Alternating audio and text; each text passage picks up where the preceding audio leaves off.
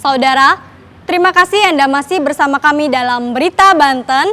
Bagi Anda yang baru saja bergabung, kami hadirkan kembali 3 berita utama hari ini.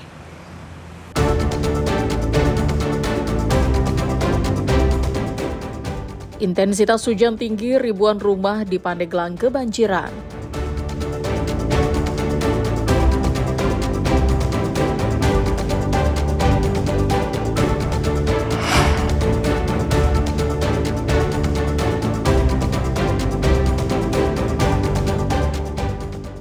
Polisi gerebek lokasi penyuntikan gas subsidi di Kabupaten Tangerang, 2 tersangka ditangkap.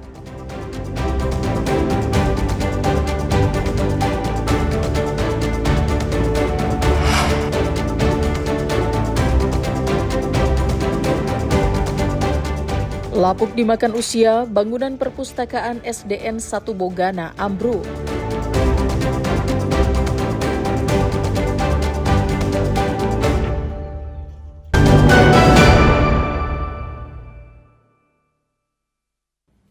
Direktorat Kriminal Khusus Polda Banten menggerebek lokasi penyuntikan LPG 3 kg di pemukiman Kecamatan Jambe, Kabupaten Tangerang.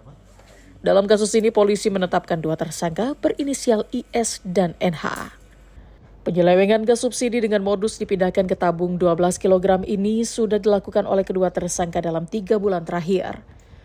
Pelaku dengan mudah mendapatkan LPG 3 kg karena salah satu pelaku merupakan pemilik subpangkalan LPG yang mendapatkan jatah sebanyak 2.000 tabung setiap bulannya. Pemindahan gas dari tabung 3 kg ke 12 kg dilakukan dengan alat khusus dan es balok yang berfungsi sebagai pendingin. Pemindahan gas dilakukan pada dini hari agar tidak menimbulkan kecurigaan warga sekitar. 1 tabung LPG 12 kg biasanya diisi 4 tabung LPG 3 kg. Sedangkan tabung 12 kg biasa dijual dengan harga Rp200.000. Dalam sehari, pelaku bisa menghasilkan sebanyak 50 tabung LPG 12 kg.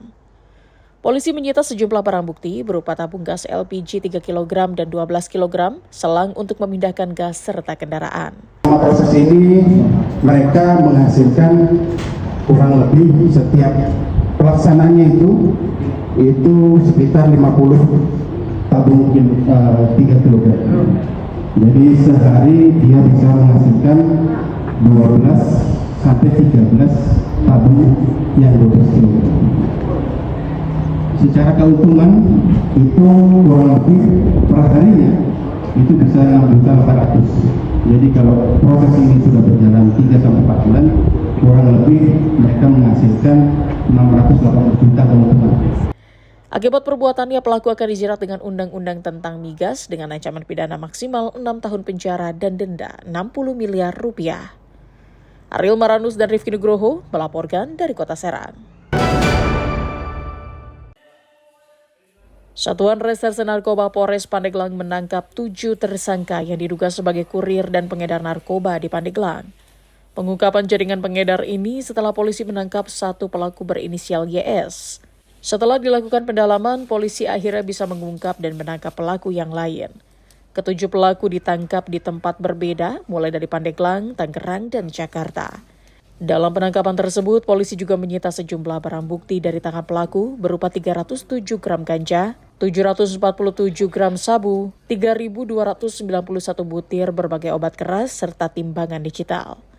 Berdasarkan hasil penyelidikan, para pelaku memiliki peran yang berbeda-beda, mulai dari kurir lapangan hingga pengedar tingkat lokal.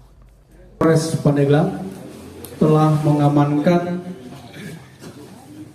7 tersangka dengan modus dan kasus yang berbeda-beda. Ada yang 1111, ada yang 112, ya, di mana kita amankan di wilayah Pandeglang dengan barang bukti. Yang pertama adalah ganja 307 gram, kemudian sabu-sabu hampir 1 kilo, yaitu 421 dan 346. Ya, itu di waktu hanya 2 minggu di wilayah Polres Pandeglang. Salah satu pelaku berinisial AH mengaku 3 kali mengantarkan sabu-sabu.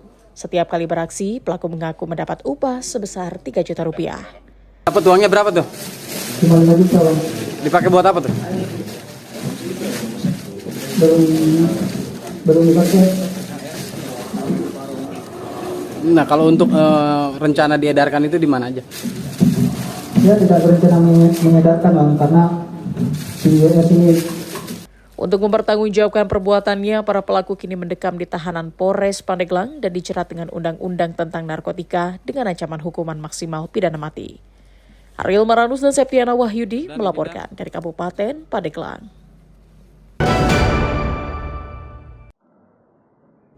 Sebanyak 346 pegawai P3K formasi tahun 2024 guru madrasah tenaga KUA di lingkungan Kementerian Agama Kemenak Kabupaten Lebak resmi dilantik. Pelantikan digelar di Gedung Latansa Masirodi Rangkas Bitung Kabupaten Lebak.